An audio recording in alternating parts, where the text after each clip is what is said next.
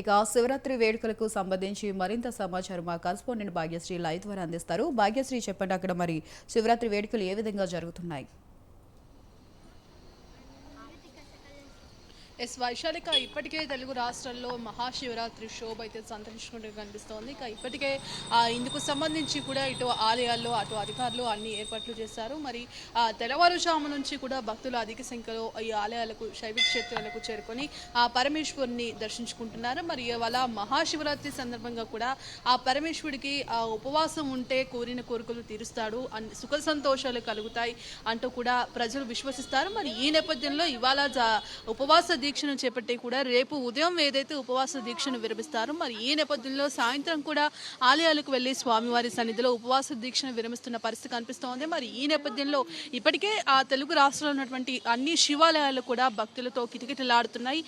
ఉదయం నుంచి కూడా భక్తులు ఆ పరమేశ్వరుని దర్శించుకోవడానికి అధిక సంఖ్యలో వస్తున్నారు. కొన్ని వేల సంఖ్యలో ఈ పరమేశ్వరుని దర్శించుకుంటున్నారు భక్తులు. మరి ఈ నేపథ్యంలో తెల్లవారుజాము నుంచి అంటే సూర్యోదయం కంటే ముందే కూడా నిద్రలేచి ఆ శంకరుడికి ప్రత్యేక పూజలు నిర్వహించి ఉపవాస దీక్షను ఆచరించడం వల్ల ఏదైతే తమ కష్టాలన్నీ తొలగిపోతాయి, ఆ శివయ్య ప్రత్యేక అనుగ్రహం లభిస్తుందంటూ కూడా చాలామంది భక్తులు నమ్ముతారు. మరి ఈ నేపథ్యంలో ఇటు శివుడికి అత్యంత ప్రీతికరమైన రోజు పరమేశ్వరుని ప్రసన్నం చేసుకునేందుకు కూడా ఈరోజు మహాశివరాత్రి కాబట్టి మరి మహాశివరాత్రి రోజు ఆ పరమేశ్వరుని దర్శించుకుంటే కోరిన కోరికలు తీరుతాయి, సుఖ సంతోషాలు కలిగితే భోగభాగ్యాలు లభిస్తాయంటూ కూడా భక్తులు ముఖ్యంగా ఇక్కడ ప్రగాఢ విశ్వాసం.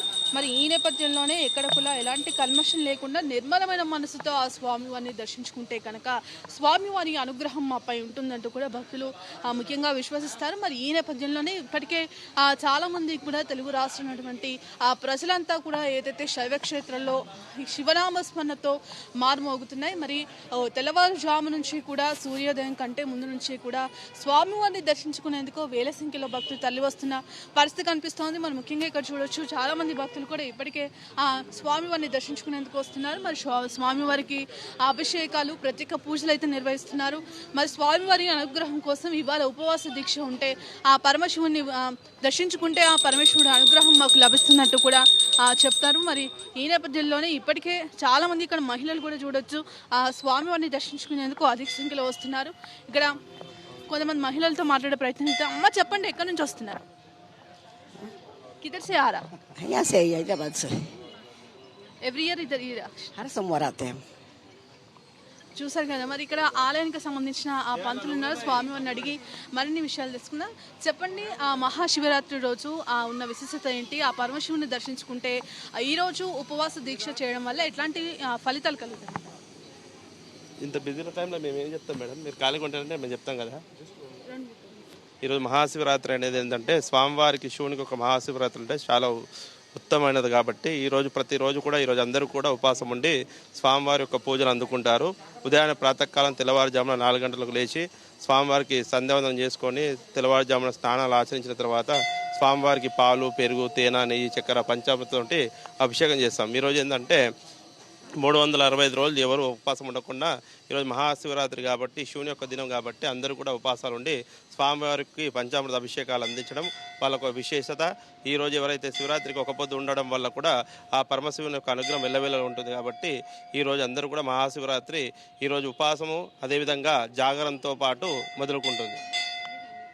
చెప్పండి, మీరు ఎప్పటి నుంచి ఈ ఆలయానికి వస్తున్నారు? ఇప్పటి వరకు ఎన్ని సంవత్సరాల నుంచి ఉపవాస దీక్ష ఉంటున్నారు? ఉపవాస దీక్ష ఇప్పుడు 25 సంవత్సరాల నుండి ఉంటాము. ఈ గుడికి మేము 8 ఏళ్ళ నుండి వస్తాము. ఇక్కడ ఈ గణేష్ పంతులు గారి ఆధ్వర్యంలో పూజలు బాగా జరుగుతాయి. స్వామివారికి అభిషేకం చేసి దర్శనం చేసుకున్నాం మహాశివరాత్రి రోజున. మరి మొత్తంగా ఇప్పటికే ఉన్నటువంటి శైవ క్షేత్రాల్లో కూడా భక్తులతో శైవ క్షేత్రాలన్నీ కూడా కిటకిటలాడుతున్న పరిస్థితి కనిపిస్తోంది. మరి ఉదయం తెల్లవారుజాము నుంచే స్నానాలు ఆచరించి స్వామివారిని పరమేశ్వరుని దర్శించుకుంటే మాకు సుఖ సంతోషాలు కలుగుతాయి, మనస్సు ఆధ్యాత్మిక శోభ అయితే ఉంటుంది, ఏదైతే కోరిన కోరికలు తీరుతాయి, పరమేశ్వరుడి అనుగ్రహం కలుగుతుంది అంటూ కూడా ఇప్పటికే భక్తులు విశ్వసిస్తున్నారు. మరి ఇది ఈ ప్రజెంట్ ఉన్న update. Vaishali. Right, thank you Bhagyashree, thanks for the updates.